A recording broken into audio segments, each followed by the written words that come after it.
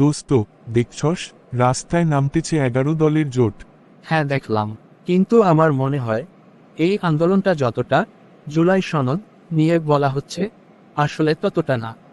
মানে, তাহলে আসল উদ্দেশ্য কি? দেখ, সরকার তো ইতোমধ্যে সনদ বাস্তবায়নে কাজ শুরু করছে, কিন্তু এগুলো তো একদিনে হয় না, সময় লাগে। তা ঠিক, কিন্তু আন্দোলন করলে চাপ তো তৈরি হয়, খারাপ কি? চাপ ঠিক আছে, কিন্তু অযথা চাপ দিলে উল্টো সমস্যা বাড়ে। এখন দেশের অবস্থা এমন, সবাই মিলে কাজ করার সময় টানাটানি করার না। তাহলে তুই বলতে চোস এটা পলিটিক্যাল গেম? মানুষও কিন্তু এখন এসব বুঝতে শুরু করছে। একদম, মানুষ চায় স্থিতিশীলতা, উন্নয়ন।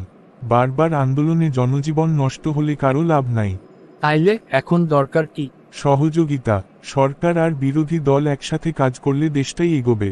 ঠিক বলছস দোস্ত, রাজনীতি যদি খেলা হয় তাহলে দেশের ক্ষতি যেন না হয়, এইটাই আসল কথা।